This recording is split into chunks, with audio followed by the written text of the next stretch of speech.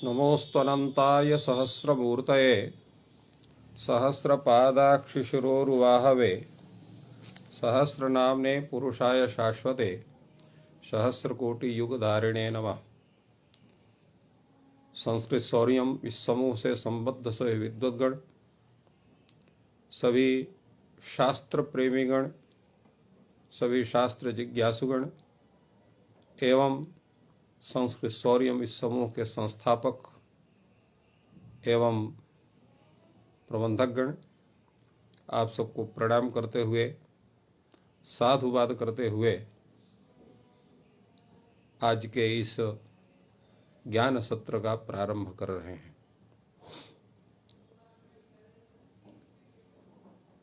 सिद्धांत कौमुदी का कारक प्रकरण चल रहा है। आप लोगों ने अभी तक प्रथमा विभक्ति और द्वितीय विभक्ति का अध्ययन किया है। आज से हम लोग तृतीया विभक्ति का अध्ययन या उसकी चर्चा हम लोग करने जा रहे हैं। तृतीया विभक्ति के विषय में जैसे पहले ही बताया गया है कि तृतीया विभक्ति भी दो प्रकार की है, एक कारक विभक्ति के रूप में और एक उपपद विभक्ति के रूप में। इन दोनों पर विचार विशेष रूप से किया जाएगा। और सबसे बड़ी बात यह है तृतीया विभक्ति में कि इसमें कर्ण संज्ञा करने वाला जो सूत्र है वह केवल एक ही है, साधक तमम कर्णम, और कोई दूसरा सूत्र इसमें नहीं है। यह बात ऐसे एक और जरूर है कि उस साधक तम की दो संज्ञाएं होती हैं और एक संज्ञा नित्य होती है और एक संज्ञा विकल्प से होती है। तो सामान्य रूप से जो साधक तम है उसकी कर्ण संज्ञा नित्य होती है, किंतु दिव्य धातु का जो साधक तम है उसकी दोनों संज्ञा होती हैं, कर्म संज्ञा भी होती है और कर्ण संज्ञा भी होती है। इसके अनंतर इन दो सूत्रों के अलावा कोई ऐसा सूत्र नहीं है जो कर्ण संज्ञा का विधान या साधक तम के किसी के अन्य संज्ञा का विधान करता हो। तो इससे ज्ञात होता है कि कर्ण संज्ञा करने वाला एक सूत्र है और साधक तम की कर्ण संज्ञा और कर्म संज्ञा करने वाले एक सामान्य सूत्र, एक विशेष सूत्र है, जिसकी चर्चा हम उन सूत्रों के चर्चा में करेंगे। और इसके अलावा जो अन्य सूत्र हैं तो उसमें जो कर्तृकरणयोस् तृतीया सूत्र है, जो कर्ता और कर्ण में तृतीया विभक्ति का नियमन करता है, वह एक सामान्य सूत्र है। और जो शेष सूत्र हैं उनमें से ये चूंकि कारक विभक्ति को तृतीया विभक्ति का विधान करता है, और एक सूत्र और है जो कारक को ही तृतीय विभक्ति का विधान करता है। शेष जो है तो वो केवल जो है वो उपपद विभक्ति के रूप में उपस्थित होते हैं। तो चलिए हम लोग प्रारंभ करते हैं तृतीय विभक्ति के इस प्रकरण का विचार, जिसका परिचय भी सामान्य रूप से आपके सामने उपस्थित हुआ। देखिए, प्रकरण तो है ये कर्ण संज्ञा का, तृतीया विभक्ति का, किंतु उस प्रकरण का जो प्रारंभ हो रहा है वो कर्तृ संज्ञा से हो रहा है। प्रयोग है स्वतंत्र कर्ता, ये आपका सूत्र है। स्वतंत्र शब्द के विषय में बड़ा विचार है। स्वतंत्र का मतलब क्या होता है? स्वतंत्र शब्द की कोई व्याख्या यहां नहीं है। सूत्र में भी लिखा क्रियायाम स्वातंत्र्येण विवक्षिता अर्थः कर्ता स्यात् लिखा हुआ है। स्वतंत्र शब्द का मूलतः क्या अर्थ होता है, इस पर प्राय सबको विचार करना पड़ता है। तो चलिए पहले स्वतंत्र शब्द की ही व्याख्या करते हैं, क्या उसका अर्थ होता है, स्वतंत्र शब्द कितने अर्थों में प्रयुक्त होता है। तो स्वतंत्र शब्द का जो प्रयोग है उसमें दो शब्द हैं, एक स्व और दूसरा है तंत्र। स्व का अर्थ होता है आत्मा, क्योंकि स्व शब्द के कई अर्थ होते हैं, आत्मा, आत्मीय और ज्ञाति और धन। इसको हमने आप लोगों को स्वज्ञात धनाख्यायाम सूत्र में, स्वज्ञात धनाख्यायाम सूत्र में हमने बतलाया था। यहां पर स्व शब्द का हम आत्मा अर्थ लेते हैं, स्व माने आत्मा। तंत्र का अर्थ यहां पर प्रधान। तो स्वम प्रधानम अस्य, स्वम माने आत्मा, तंत्र माने प्रधानम अस्य, असौ स्वतंत्र, ये स्वतंत्र का, जहां पर आपका आत्मा प्रधान रूप से जब विवक्षित होता है तो आप स्वतंत्र होते हैं। यह स्वतंत्र शब्द का अर्थ है।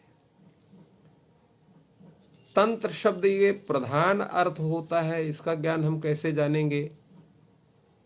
तो हम कोश ग्रंथ से इसका ज्ञान करते हैं। ये तंत्र शब्द जो है, तंत्रम कुटुंब कृत्यैस्या सिद्धांते चौषधोत्तमे प्रधाने तंतुवाय च शास्त्र भेदे परिच्छदे। तंत्र शब्द जो है कुटुंब कृत्य में, सिद्धांत में और औषध में, उत्तम में, प्रधान अर्थ में, तंतुवाय के विषय में और शास्त्र भेद के विषय में और परिच्छेद के विषय में, परिच्छद के विषय में भी तंत्र शब्द का प्रयोग होता है कोश ग्रंथों में। यहां पर तंत्र शब्द का हम प्रधान अर्थ हम लोग लेते हैं, स्वम आत्मा प्रधानम तंत्रम प्रधानम अस्य इति स्वतंत्र है।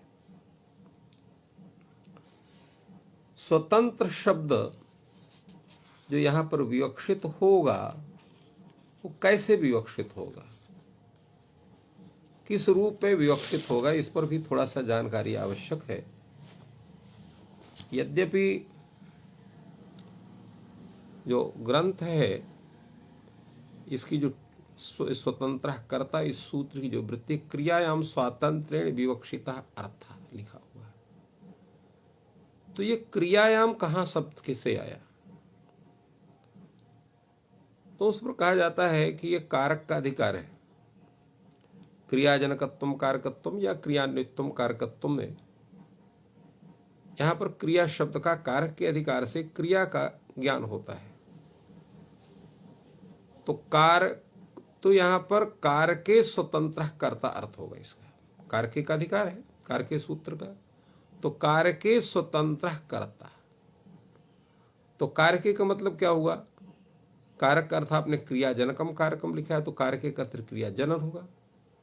तो क्रिया जनने स्वतंत्र, क्योंकि क्रियाजनकत्वम कारकत्वम। तो क्रिया कारक अर्थ होगा क्रिया जनने, यहां पर क्रिया जनने स्वतंत्र कर्ता। तो उसी का यहां उन्होंने लिख दिया क्रियायाम स्वातंत्र्येण विवक्षितः अर्थ कर्तस्यात्। तो क्रियायाम स्वातंत्र्येण विवक्षित का मतलब क्या होगा? तो जैसे अभी हमने बतलाया था, स्वतंत्र शब्द का अर्थ है कि स्वम आत्मा प्रधानम अस्य। जहां पर आप प्रधान हो, अर्थात यहां पर जो प्राधान्य जो विवक्षित है, क्योंकि भाष्यकार ने भी कहा कि स्वातंत्रम प्राधान्य, प्राधान्य वहां पर हुआ, तो किस रूप में प्राधान्य होगा? तो प्राधान्य उसका होगा व्यापाराश्रयत्वेन प्राधान्य होगा। जो व्यापार का आश्रय होगा वही प्रधान है।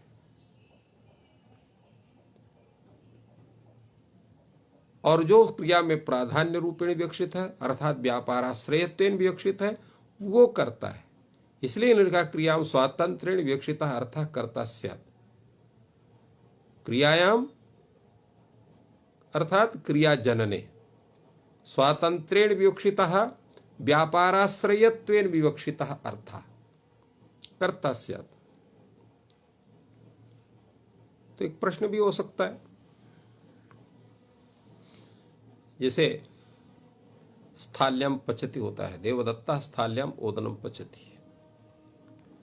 देवदत्ता स्थाल्यम ओदनम पचति में जब स्थाली के स्वरूप का अतिशयित्व विवक्षित होता है तो स्थाली वहां कर्तृत्वेन विवक्षित हो जाता है। कर्म करते प्रक्रिया के विषय में हमने आप लोगों को बतलाया था, तो स्थाली पचति प्रयोग हो जाता है। तो स्थाली पचति में स्थाली स्वतंत्र रूप से विवक्षित तो होगा नहीं, तो फिर उसमें कैसे कर्तृत्व आएगा, एक प्रश्न हो सकता है।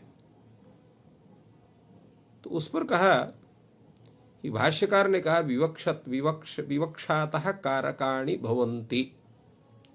कारक जो है वो विवक्षा के अधीन होते हैं। जिसके जिस रूप में आप विवक्षा करेंगे वह उस कारक के रूप में आपके समक्ष उपस्थित होगा। यहां पर हम स्थाली की व्यापाराश्रयत्वेन विवक्षा करते हैं उसकी, इसलिए यहां पर ये जो है क्रिया में पाक रूप व्यापार में स्वतंत्रेण विवक्षित होता है, फलतः उसकी कर्तृ संज्ञा होती है और वहां पर स्थाली पचति यह प्रयोग होता है। इसलिए और यह जो है पचत, यह विक्लित्यनुकूल व्यापाराश्रयत्व जो है वो उस समय पर स्थाली में हम उसको विवक्षित करते हैं, और इसलिए वह कर्तृत्व विवक्षित होने से स्थाली पचत यह प्रयोग होता है। इसलिए भर्तृहरि ने भी कहा है धातुनोक्त क्रिय नित्यम कारके कर्तृतेष्यते। धातुना उक्त क्रिये कारके, धातुना उक्ता क्रिया यस्य, धातुना उक्ता क्रिया व्यापार रूप क्रिया उक्ता यस्य एवं भूतः यत् कारकम एवं भूतम यत् कारकम तस्मिन् नित्यम कर्तृता इष्यते। ये भाष्यकार ने इस बात को कहा, भर्तृहरि ने भी कहा इस बात को। इसलिए धातु पात्र व्यापाराश्रयत्वम कर्तृत्वम ये स्वरूप इसका सिद्ध होता है। और स्वतंत्र कर्ता का अर्थ यही है क्रियायाम स्वातंत्रेण प्रकृद्धात्वर्थ फलाश्रयत्वेन विवक्षितः अर्थः कारकः कर्ता संज्ञा स्यात्, कारकम कर्तृसंज्ञम स्यात्। ये हम इसका अर्थ करते हैं। अर्थात क्रिया में स्वातंत्रेण अर्थात प्रकृद्धात्वर्थ फलाश्रयत्वेन विवक्षित जो अर्थ अर्थात कारक उसकी हम कर्ता संज्ञा करते हैं, ये इसका अर्थ होता है। दूसरा सूत्र हमारे सामने उपस्थित है साधक तमम करणम। साधक तमम करणम में भी साधक का मतलब क्या होता है? साधयति, यस ये साध्यते, साधक का तो ये है साधयति थी साधयति थी साधकम। अब उसका अर्थ इन्होंने साधकम नाम उपकारकम अतिशयम च तत् साधकम इति साधकतमम। अतिशय अर्थ में ऐसा नहीं तो अवेष्टनौ, इस सूत्र से यहां पर तव प्रत्यय हुआ, साधकतम शब्द बना। उसका अर्थ इन्होंने लिखा प्रकृष्टोपकारकम। साधकम नाम उपकारकम, साधकतम नाम प्रकृष्टोपकारकम। तो ये कहां पर प्रकृष्टोपकारकत्व बनेगा? तो यहां पर कारके के अधिकार से ही यहां इन्होंने लिखा क्रिया सिद्धो प्रकृष्टोपकारकम। क्रिया के सिद्धि, क्रिया के सिद्धि का तात्पर्य क्या हुआ? क्रिया की सिद्धि कैसे होगी? जब क्रिया की उत्पत्ति हुई तभी तो क्रिया की सिद्धि होगी। जैसे देवदत्तः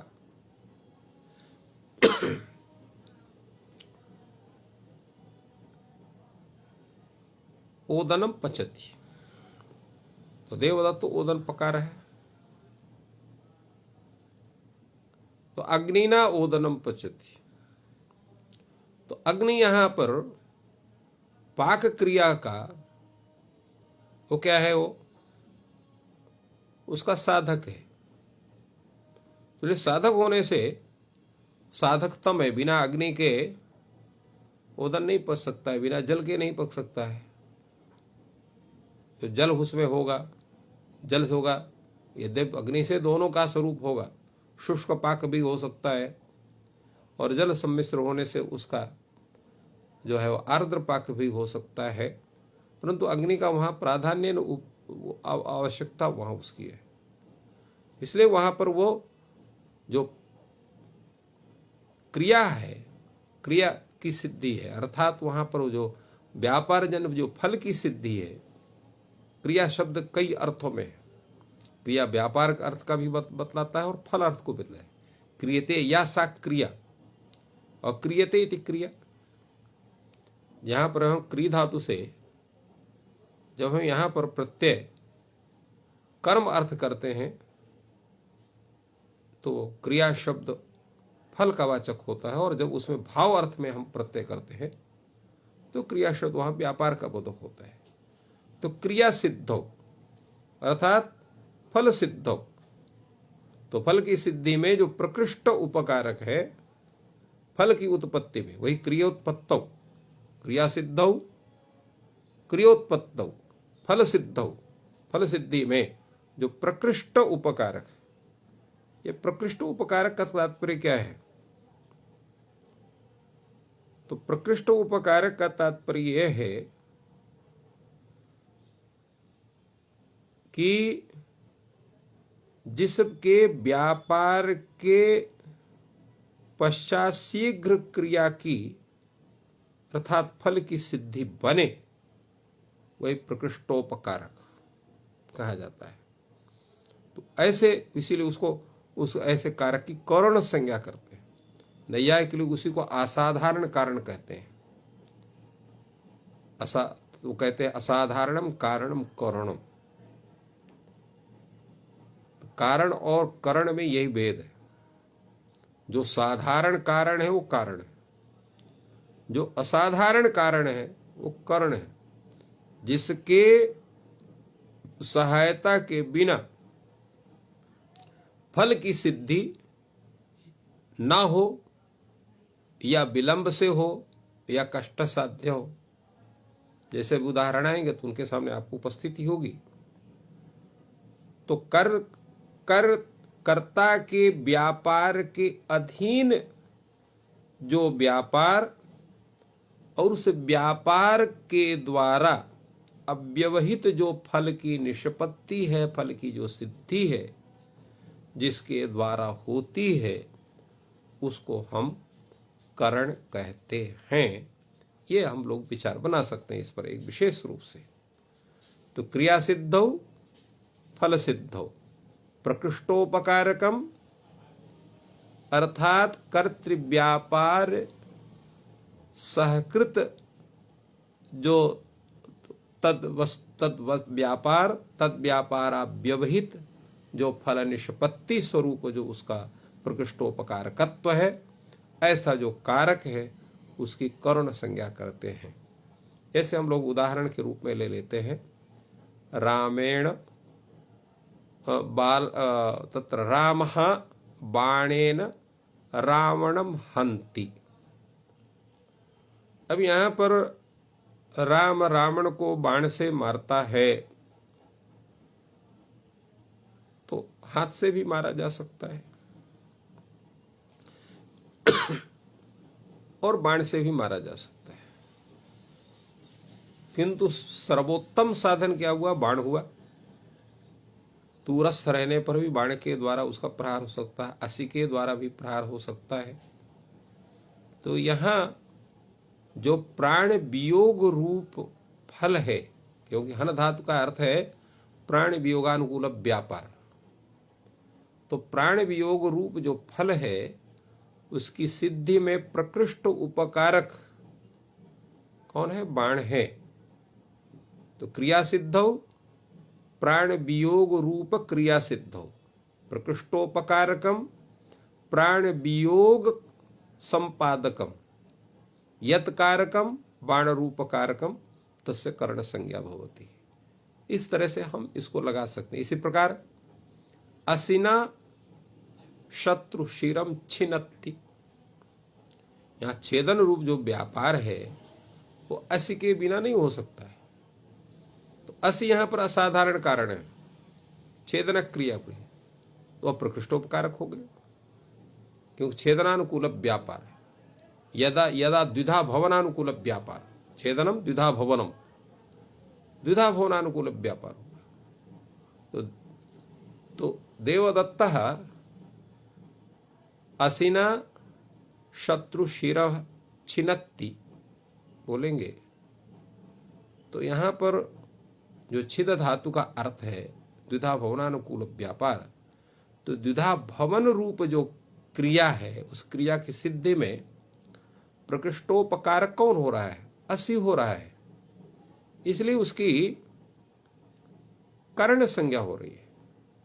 तो इस तरह सर्वत्र हम विचार करते हैं कि जो क्रिया की सिद्धि, क्रिया सिद्धि वाले फल की सिद्धि में, फल की उत्पत्ति में जो प्रकृष्ट उपकारक है, प्रकृष्टता यहां प्राकर्ष्य दोनों रूप में विवक्षित है, शीघ्रतया संपादकत्व अथवा तत्र प्रधानतया संपादकत्व, तो दोनों में के रूप में जहां पर उसका प्रकृष्टत्व उपलक्षित है, तो ऐसा प्रकृष्टोपकार जो कारक है उसकी कर्ण संज्ञा होती है। उदाहरणों में यह बात स्पष्ट होगी, अभी जैसे हमने आप लोगों को बतलाया। अब यहां पर एक दूसरा प्रश्न उपस्थित हो रहा है, यहां लिखा हुआ है तमग्रहणम किम गंगायाम घोषा, ये इसका क्या तात्पर्य है? चलिए हम लोग इस पर विचार करते हैं। इसमें इसका तात्पर्य क्या है? तो इसका तात्पर्य ये है, अच्छा एक चीज और है, उसके पहले विचारना आवश्यक है कि हेतु में और करण में क्या अंतर है, ये बहुत आवश्यक है। ये हेतु है कि करण है? तो इसमें जैसे हमने बतलाया कारण और हेतु ये दोनों पर्याय कहे जा सकते हैं। तो जो असाधारण कारण है, जिसका हमने एक बार व्याख्या किया भाई था हमने, कि जो असाधारण कारण है वो करण है और जो सामान्य कारण है वो हेतु है, ये दोनों में अंतर है। अब हम लोग आते हैं तव ग्रहणम किम के विषय में। यहाँ कारक शब्द का अर्थ है, भाष्यकार ने लिखा क्रियाम निर्वर्त इति कारकम कहा है, तो उस व्युत्पत्ति के आधार पर क्रियाम निर्वर्तयति इसका अर्थ होता है कि क्रियाम साधयति संपादयति अर्थ होता है। तो ऐसी अवस्था में यह साधक अर्थ जो है ये कारण शब्द के कारक शब्द से ही प्राप्त हो रहा है, तो फिर इस सूत्र में जो है साधक करणिक सूत्र में कारकी के अनुरूप जब साधक अर्थ की प्राप्ति हो रही है, और फिर भी जो साधक तम सूत्र में साधक ग्रहण किया गया है, तो साधक शब्द स्वतः साधक तम अर्थ का बोधक हो जाएगा। और जब साधक तम अर्थ का जब बोधक हो जाएगा तो फिर यहां सूत्र में तम ग्रहण करने की कोई आवश्यकता नहीं है, क्योंकि जब साधक शब्द का साधक का अर्थ हमको कारक का अधिकार से ही प्राप्त हो रहा है, फिर भी साधक तम सूत्र में जो साधक ग्रहण है वह साधक ग्रहण की आवश्यकता क्या है, इसमें यह विवक्षा होगी कि साधक शब्द साधक तम अर्थ का बोधक है। तो इस तरह साधक तम अर्थ की जब प्राप्ति हो रही है तो फिर यहां तम ग्रहण क्यों किया गया, यह प्रश्न उठता है। इस प्रश्न के उत्तर में कहा गया कि तम ग्रहण जो है इस सूत्र में किया गया है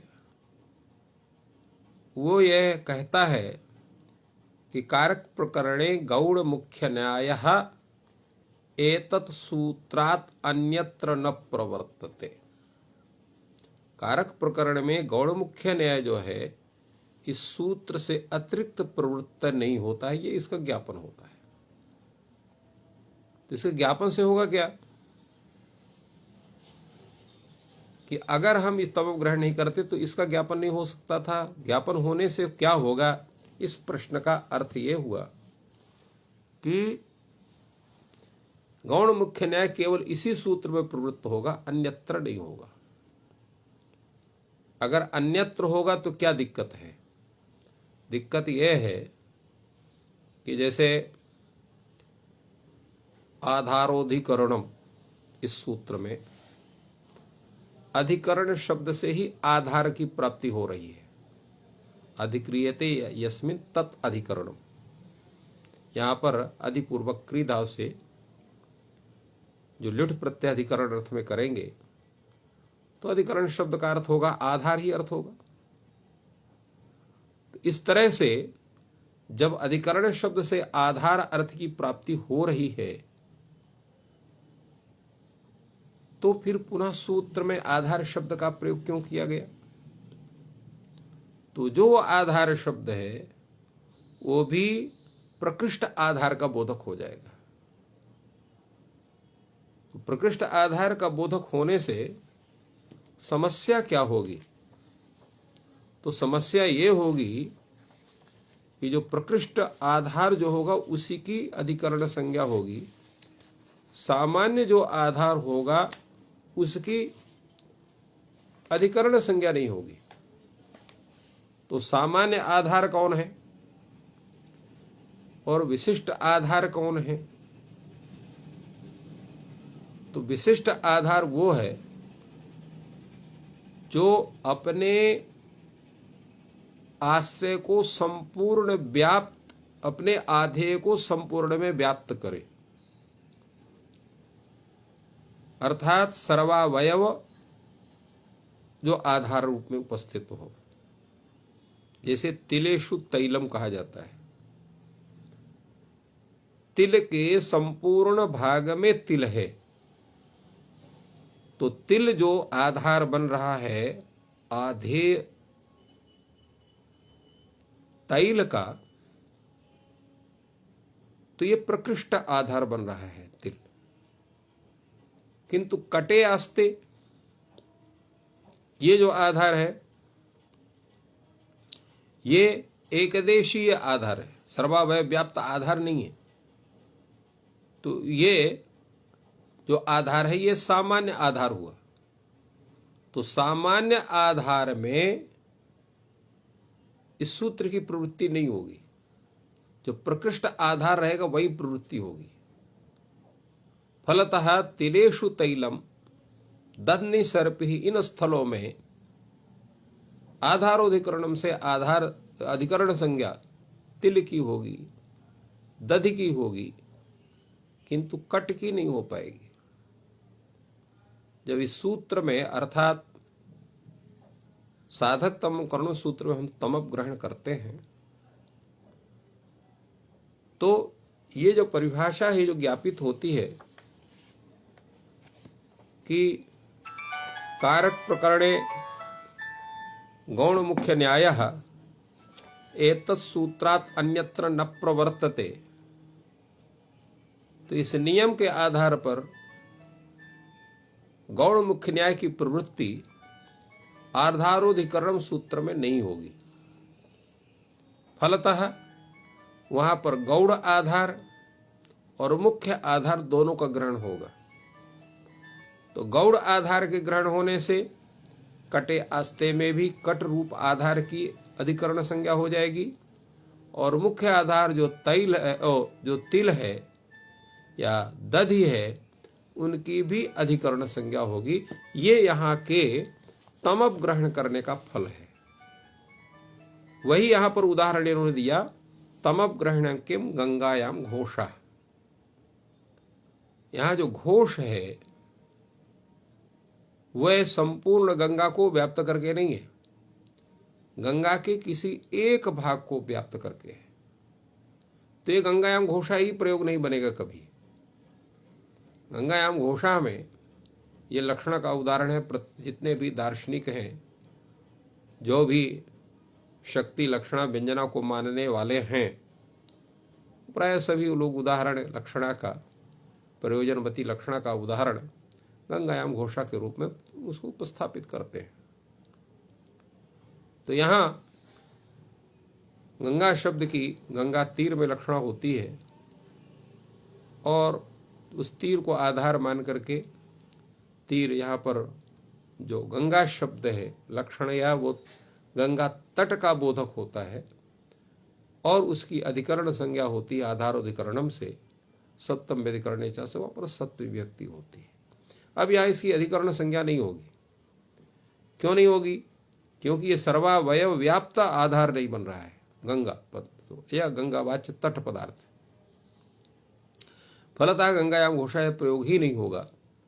तो जितने भी विचारक हैं उनके द्वारा प्रदत्त तो यह जो प्रयोग है वो अशुद्ध माना जाएगा। इसलिए जब यह हम तमो ग्रहण करते हैं, और तमो ग्रहण के माध्यम से कारक प्रकरणे गौड़ मुख्य न्याय तत्सूत्रात् अन्यत्र न प्रवर्तते, यह जो नियम को ज्ञापित होता है, तो कारक प्रकरण में केवल इसी सूत्र में गौड़ मुख्य न्याय लगेगा, अन्यत्र नहीं लगेगा। तो अन्यत्र का उदाहरण कौन हो गया? गंगायाम घोषा हो गया, या आधारोधिकरणम होगा, यहां नहीं लगेगा। इसलिए यहां पर गौड़ आधार भी गृहीत होगा, और जो मुख्य आधार वो भी गृहीत होगा। किंतु यहां पर जो है वो साधकतम अर्थात मुख्य जो साधक है वही गृहीत होगा, और अमुख्य जो साधक हो गृहीत नहीं होगा। इसलिए कारण की कर्ण संज्ञा नहीं होती है, असाधारण कारण की ही कर्ण संज्ञा होती है। ये इसका मुख्य फल होता है। अगला सूत्र आपका है कर्तृकरणयोस् तृतीया। अनभिहिते कर्तरिकरणे च तृतीया स्यात्। अनभिहित की व्याख्या द्वितीय व्यक्ति के प्रकरण में पर्याप्त हो चुकी है, इसलिए उस पर कहना आवश्यक नहीं है। अनभिहिते अनुक्ते कर्तरिकरणे च, जहां पर कर्ता या कर्ण अनुक्त है, उस अनुक्त कर्ता की अनुक्त कर्ण की से जो है तृतीय विभक्ति होती है। प्रयोग आपके सामने दोनों का उपस्थित है, अनुक्त कर्ता का, अनुक्त कर्ण का। रामेण बाणेन हतो बाली, यह कर्मवाच्य का प्रयोग है। राम कर्ता है, बाली कर्म है, बाण करण है, हनन क्रिया है। हनन क्रिया का अर्थ जैसे हमने बताया था प्राण वियोगानुकूल व्यापार। हर धातु से यहां पर क्ता प्रत्यय कर्म अर्थ में हुआ है। कर्म अर्थ क्ता प्रत्यय होने के कारण कर्म उक्त है, क्योंकि प्रत्यय का विधान कर्म अर्थ में हुआ है, तो जिस अर्थ में प्रत्यय का विधान होगा वह अर्थ उक्त होगा। हन धातु से विहित जो यहाँ पर क्ता प्रत्यय कर्म अर्थ में है, इसलिए कर्म उक्त हुआ। कर्म उक्त होने के कारण जो कर्म बाली है उसमें कर्मणि द्वितीय से द्वितीय विभक्ति नहीं होगी, क्योंकि अनुक्ते कर्मणि द्वितीय स्यात् होता है। फलतः वहां प्रातिपदिकार्थ मात्रे में प्रथमा विभक्ति होगी। इसलिए उक्ते कर्मणि तु प्रथमैव, ये आप लोग पढ़ चुके हैं। अब यहाँ जो कर्ता बाली है, कर्ता जो राम है वो अनुक्त है, क्योंकि उसको उक्त करने वाला कोई प्रत्यय नहीं है, से अनुक्त करता। दूसरे, प्राण वियोग रूप जो फल है उसकी सिद्धि में स्वतंत्र रूप से वो विवक्षित है, अर्थात प्राण वियोगानुकूल व्यापाराश्रयत्वेन विवक्षित है राम, इसलिए स्वतंत्र कर्ता सूत्र से उसकी कर्तृ संज्ञा है।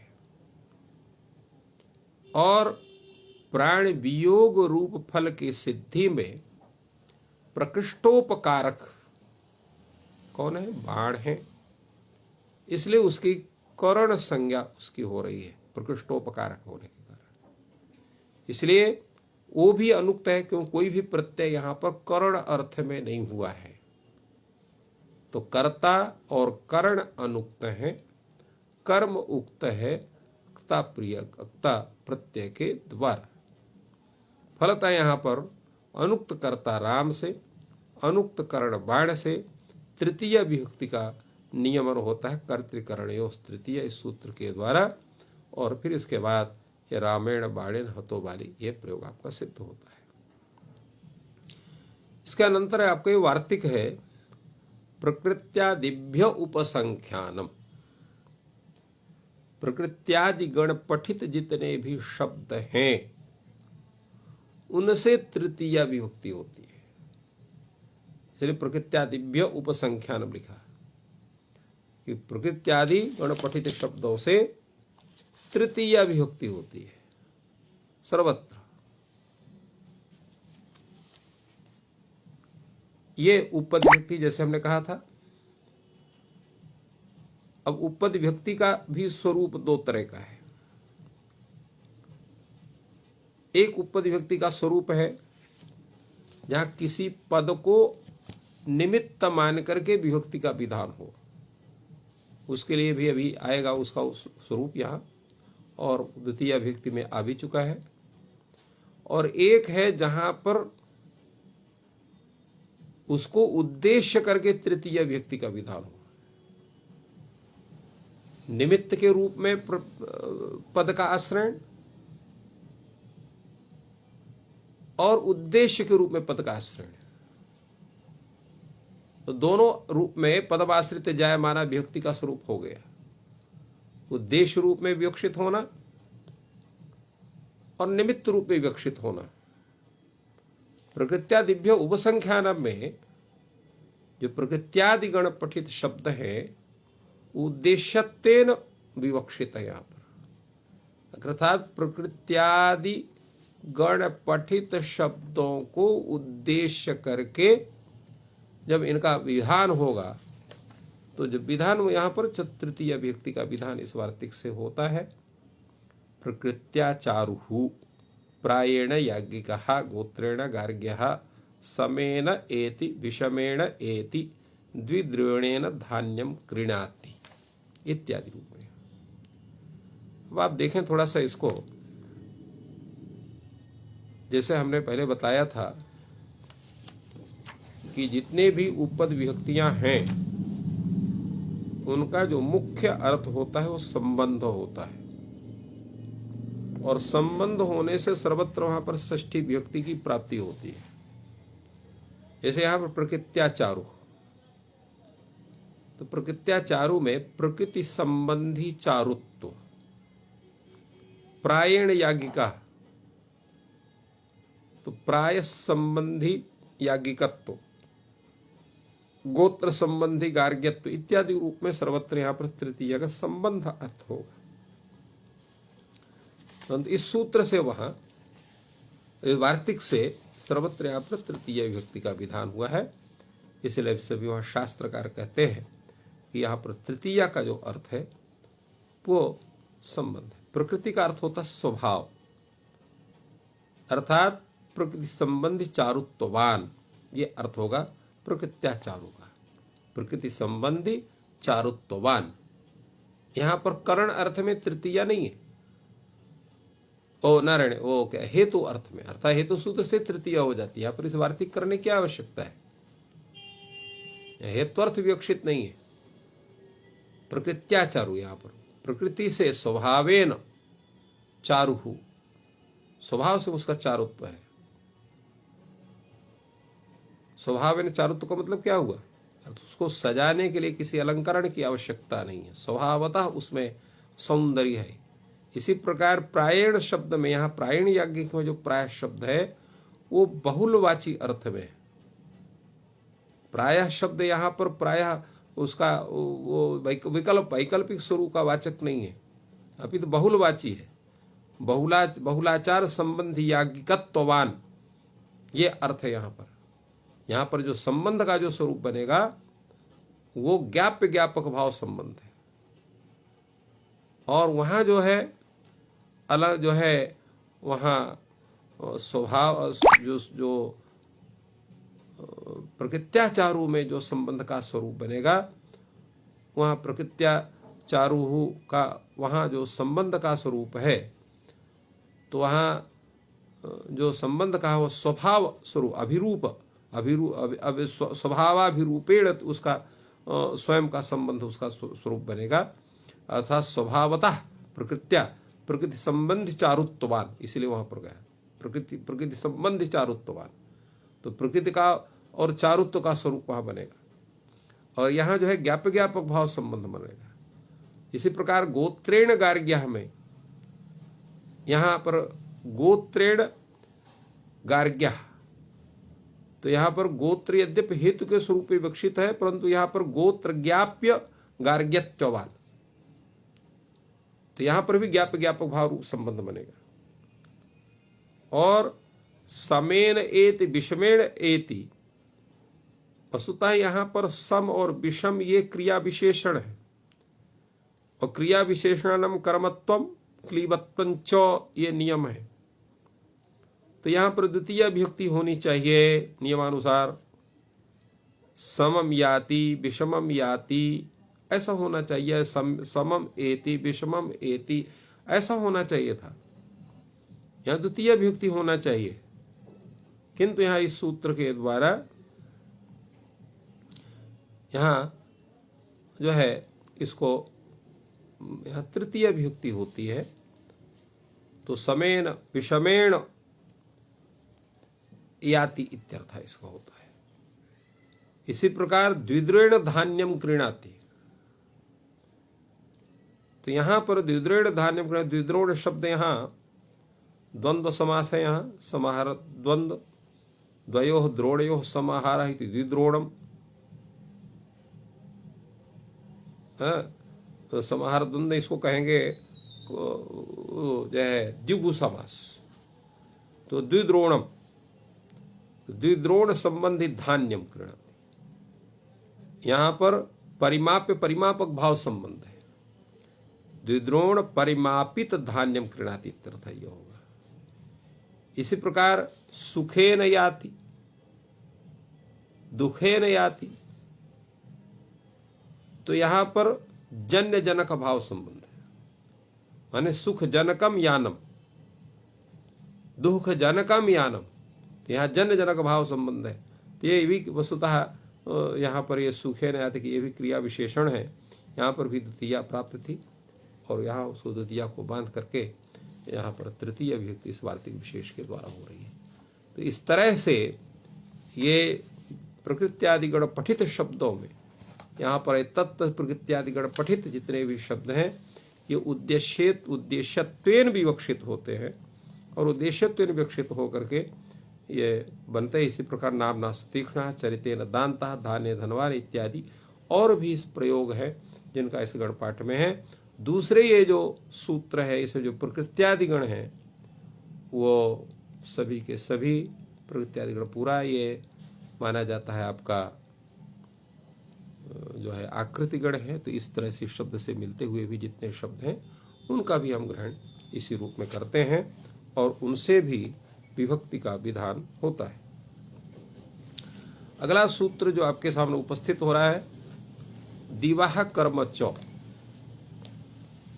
ये सूत्र। अब यद्यपि यहाँ पर एक चीज देखना चाहिए कि भट्टोजी दीक्षित ने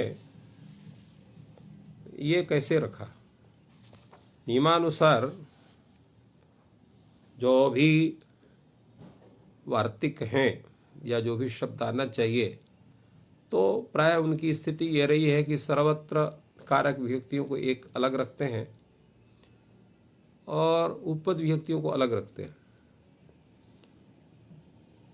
यहाँ कर्तृकरणों तृतीया के बाद और वस्तुतः साधक तम करणों के बाद इन्होंने कर्तृकरणों तृतीया को बतलाया और इसके बाद दिवाह कर्म सूत्र को रखना चाहिए था। बीच में इन्होंने प्रत्यादिभ्य उपसंख्यानम को क्यों रखा? इसका क्या कारण है? इसका मुख्य कारण यह है कि यहाँ पर जो कुछ स्थिति ऐसी बनती है, जैसे आपका गोत्रेण गार्ग्यः है, तो गोत्रेण गार्ग्य में यहां पर कहीं गोत्र यहां पर हेतु रूप में विवक्षित होता है। इसी प्रकार धान्येन धनवान है, यहां पर जो है धान्य शब्द है, ये कहीं कर्ण के रूप में विवक्षित न हो, या द्विद्रोण धान्यम क्रीणाति में यहां पर द्विद्रोण शब्द यहां कर्णत्वेन विवक्षित हो रहा है। तो कर्णत्वेन विवक्षित स्थल में भी यहां पर तृतीया इसी वार्तिक विशेष से ही होगी। इस आधार को लेकर के इन्होंने इस सूत्र को, इस वार्तिक को कर्तृकरण तृतीया इस सूत्र के बाद में उनको उसको रखा। अगला जो आपका दिवाह कर्मच सूत्र, उस पर हम लोग विचार करते हैं। दिवाह कर्मच ये जो सूत्र है, कहता है दिवाह साधक तवम कारकम कर्म संयम स्यात्। दोस्तों यहाँ पर भी साधक तम कर्ण सूत्र की प्राप्ति है और वास्तविकता यहाँ पर दिवाह कर्म सूत्र में साधक तमम कर्ण में संपूर्ण सूत्र अनुवृत्त होता है। इसलिए इसका अर्थ बनता है दिवाह साधक तमम कारकम कर्म संयम कर्ण संयम च स्यात्। इसकी वृत्ति ये होना चाहिए था, दिवाह साधक तमम कारकम कर्म संज्ञकम कर्ण संज्ञकम च स्यात्। किंतु इन्होंने सूत्र का लिया दिवाह साधक तमम कारकम कर्म संयम स्यात् चात् कर्ण संयम लिखा। चकारात कर्ण संयम को तो एक ही स्वरूप है, उन्होंने उसको अलग से रख दिया, चकार को चात् कर्ण संयम स्यात्, क्योंकि चकारात इनकी अनुवृत्ति होती है और चकारात अनुवृत्ति होने के कारण इसका यह स्वरूप बनता है। तो इसीलिए इसका प्रयोग उन्होंने दिया अक्षय अक्षार्वा दिव्यति। तो अक्षय अक्षार्वा दिव्यति में यहां पर जो अक्ष हैं वो देवनक क्रिया के साधकतम है। तो देवनक क्रिया जो है वो अक्ष के बिना संभव नहीं है। जैसे अभी मैंने आपको बतलाया था कि जो साधन है वो दो तरह का होगा। एक जो है उसका जो है उसको क्रिया का जो प्रकृष्टोपकारकत्व तो दो तरह का है। एक तो उसका उस क्रिया का पूर्णतया संपादकत्व विकसित होगा और उसका शीघ्रतया संपादकत्व, दो, पूर्णतया संपादकत्व और शीघ्रतया संपादकत्व। तो देवनक क्रिया का पूर्णतया संपादकत्व यहां पर अक्ष होता है, इसलिए यह साधकतम है।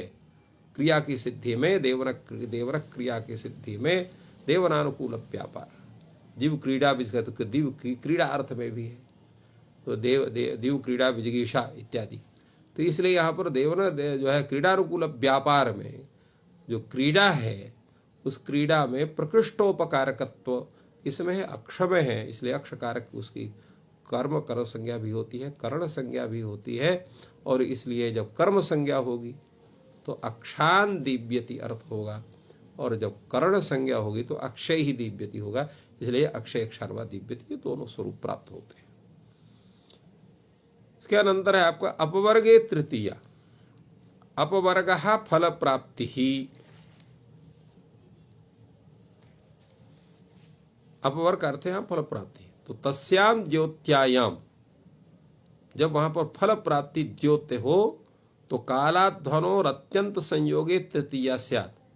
तो कालवाची जो शब्द और अध्ववाची जो शब्द उनसे अत्यंत संयोग रहने पर तृतीया विभक्ति होती है। अत्यंत संयोग का मतलब क्या होता है? तो अत्यंत संयोग का मतलब होता है अव्यवहित संयोग। अव्यवहित का संयोग का मतलब क्या होगा? जैसे यहां पर है कालवाची शब्द का, तो यावत काल तावत संयोग, अत्यंत संयोग होगा, या कालिक देश संयोग जो है वो नहीं होगा। इसी प्रकार जो है अध्व का होगा, तो यावत, तो यावान मार्ग तावत संयोग होगा। जैसे यहां पर इन्होंने प्रयोग किया, अन्ना अनुवाकः अधीतः क्रोशेन अनुवाकः अधीतः। यद्यपि यहां पर प्रयोग लिखा है अन्ना क्रोशेन व अनुवाकः अधीतः, किंतु आपको अलग अलग करके इस पर विचार करना चाहिए। पहले काल का, तो अन्ना अनुवाकः अधीतः, फिर दूसरा अध्व का, तो क्रोशेन अनुवाकः अधीतः। अन्ना अनुवाकः अधीतः का मतलब क्या हुआ कि उस अनुवाक, अनुवाक का मतलब होता है जो मंत्र भाग है उसका जो एक पूरा अंश है, उस मंत्र भाग का वो पूरा अनुवाक होता है। तो उसमें एक अनुवाक में एक मंत्र भी हो सकता है, 2 3 4 5 6 7 8 10 भी हो सकते हैं एक अनुवाक में। तो उस वह अनुवाक दिन भर में उसने उसको पूरा अध्ययन करके उसका ज्ञान किया, अर्थात उसको पूरा कंठस्थ किया। तो वहां अध्ययन क्रिया का संपूर्ण दिन तक संयोग रहा, यह अत्यंत संयोग हुआ। इसी प्रकार क्रोशेन अनुवाकाधीता, क्रोश, क्रोश का मतलब जिसको हिंदी भाषा में कोश कहते हैं, और उसका आज के परिभाषा के अनुसार उसका जो है लगभग जो है 3 किलोमीटर का एक कोश होता है, क्रोश इसको कहते हैं। उतना अंश में, उतना चलने में उसने एक अनुवाक का अध्ययन किया। तो वहां पर भी अध्ययन क्रिया का क्रोश पर्यंत संयोग होना ही अत्यंत संयोग हुआ। तो अध्ययन क्रिया का संपूर्ण दिन का संयोग में काल का अत्यंत संयोग माना जाएगा, और अध्ययन क्रिया का क्रोश से सर्वथा संपूर्ण क्रोश का जो संयोग है वो अत्यंत संयोग माना जाएगा। तो इसलिए यहाँ पर जो कालवाची शब्द है अन्न और अध्ववाची शब्द है क्रोश, इनसे यहाँ पर तृतीय विभक्ति होती है। अपवर्ग फल प्राप्ति, ये भी एक ढंग से ये जो है विभक्ति, ये उपपद विभक्ति है। और यहाँ पर भी कालवाची शब्द अध्ववाची शब्द उद्देश्यत्वेन विवक्षित है, और एक इसमें अनुबंध है अपवर्ग का होना।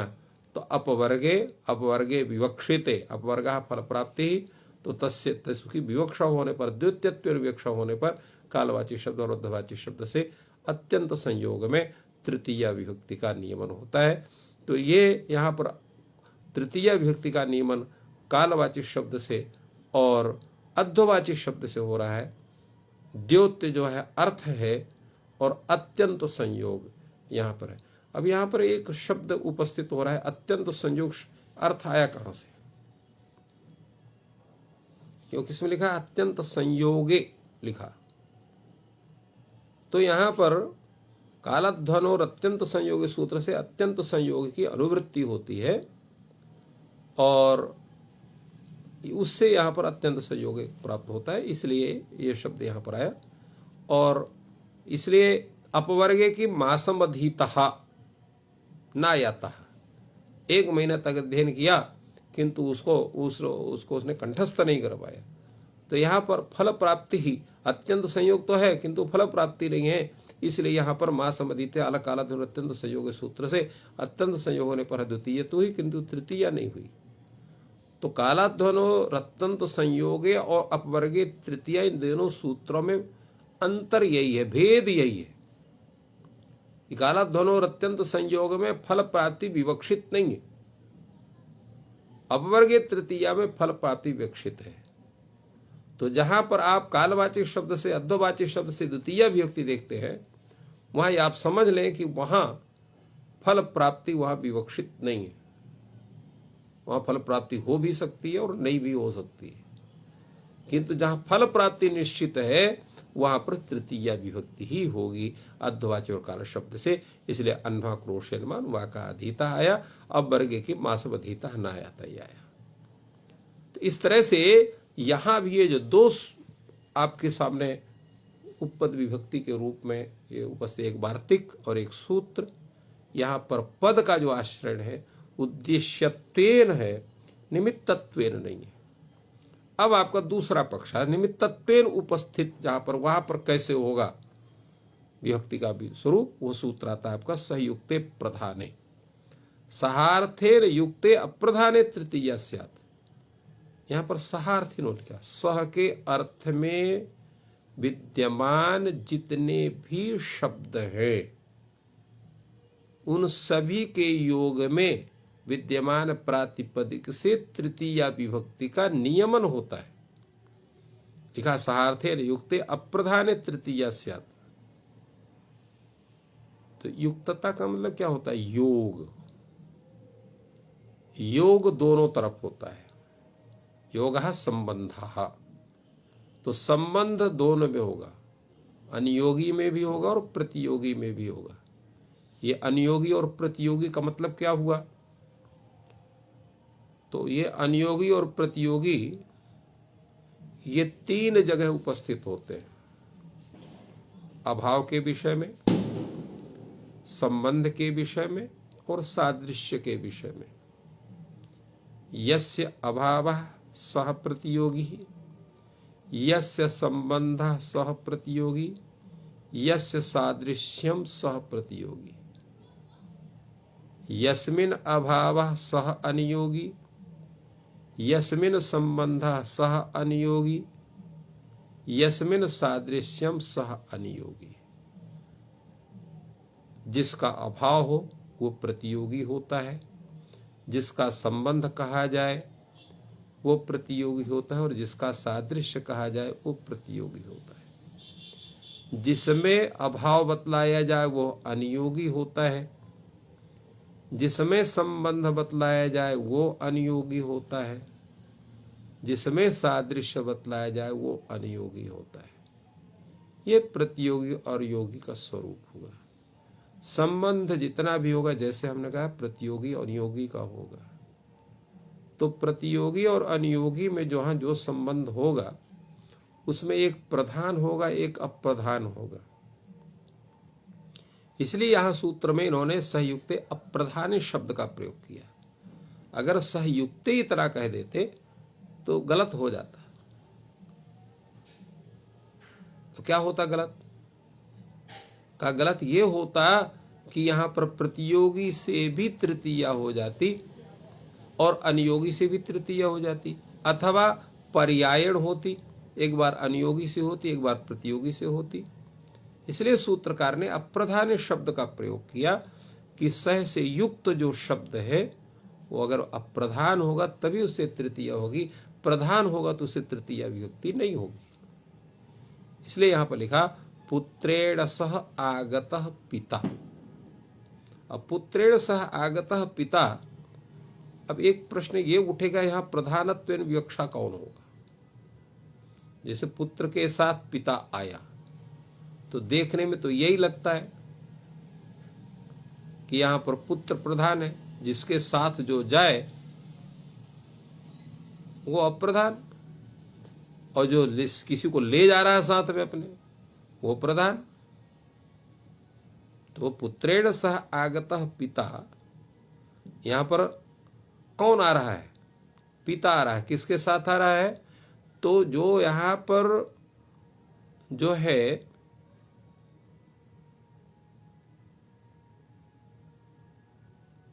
व्यापाराश्रयत्वेन जो विवक्षित है, तो व्यापाराश्रयत्वेन दोनों विवक्षित है, क्योंकि पुत्र विवक्षित है वो भी है, क्योंकि आगमन क्रिया व्यापार दोनों हो रहा है।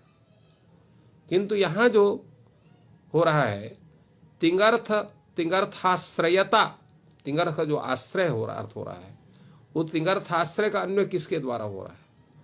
या तिंगर्थ या प्रत्ययार्थ। जैसे यहाँ पर आगता में यहाँ पर क्ता प्रत्ययार्थ है, यहाँ आगता जो है यहाँ कर्ता अर्थ में है, तो कर्ता अर्थ में यहाँ पर जो है क्ता प्रत्यय हुआ है, पुत्रेण सह आगतः पिता में, तो यहाँ पर उसका अर्थ आश्रय है। तदाश्रयत्वेन विवक्षित कौन है? यहाँ पर पिता है, इसलिए यहाँ पर पिता जो है ये प्रधान हुआ। जैसे यहाँ पर लिखा आगता, ऐसा भी प्रयोग हो सकता है पुत्रेण सह आगच्छति पिता। तो यहाँ पर जो तिंगर्थ आश्रय है उससे उक्त कौन हो रहा है? पिता उक्त हो रहा है, तो इसलिए वो यहाँ पर वस्तुतः प्रधानत्व विवक्षित होगा। तो प्राधान्य जो यहाँ विवक्षित होगा, किस रूप में उसको हम लेंगे, कैसे लेंगे, अप्रधान हम किसको लेंगे, किस रूप में लेंगे, ये भी एक वैचारिक स्वरूप इसका है। तो सहार्थ से जो होगा युक्त है, अर्थात सह का जिसके साथ संबंध हो रहा है, तो सहार्थक है वो अप्रधान होगा, आर्थिक उसका अप्राधान्य होगा। तो साहित्य का जो प्रतियोगी है वो होगा आपका अप्रधान, साहित्य का जो अनुयोगी होगा वो होगा आपका प्रधान। पुत्रेण सह आगता में पुत्र प्रतियोगिक सहार्थ यहाँ विवक्षित है, इसलिए पुत्र अप्रधान हो रहा है, और अनुयोगित्व विवक्षित यहाँ पर पिता है, इसलिए वो प्रधान हो रहा है। इस तरह से पुत्रेण सह आगता पिता, पुत्रेण साकम आगता पिता, पुत्रेण समम आगता प्रिया पिता। तो इस तरह से साकम, सम इत्यादि जितने भी सहार्थवाची शब्द हैं, सबके योग में यहाँ पर जो सहार्थत्व विवक्षित है उससे वो अप्रधान है, और उससे यहाँ पर उससे तृतीय विभक्ति का नियमन होगा। तो इस तरह से हम लोगों ने आज ये पूरे तृतीय विभक्ति के विधान में दो शब्दों को हमने देखा कि ये दो जो हैं वो कर्ण संज्ञा और कर्म संज्ञा का विधान करने वाले जो सूत्र हैं। कर्ण संज्ञा का प्रधानत्व विवक्षित साधकतम कर्णम, और कर्म और कर्ण संज्ञा दोनों के जो है बोधक है, कर्ण संज्ञा के बोधक है दिवा कर्म च कर्तृकर्ण्यो तृतीया। इससे जो तृतीय विभक्ति का नियमन होता है वो कारक विभक्ति के रूप में विवक्षित है। और प्रकृत्यादिभ्यो उपसंख्यानम तथा आपका अवर्गे तृतीय दोनों वार्तिक और सूत्र ये उद्देश्यत्वेन विवक्षित जो पद हैं उस रूप में उपद विभक्ति का ये प्रतिनिधित्व करते हैं। और साहित्य प्रधान ये जो सहार्थक शब्द हैं ये तो है निमित्तत्वेन विवक्षित जो पद है उसको लेकर के ये उपद विभक्ति के स्वरूप को विवक्षित करते हैं। तो समय के पूर्ण होने से आज हम यहीं इस ज्ञान सत्र को पूर्णता प्रदान करते हैं। आप सबको बहुत बहुत धन्यवाद। जयतु संस्कृतम, जयतु भारतम।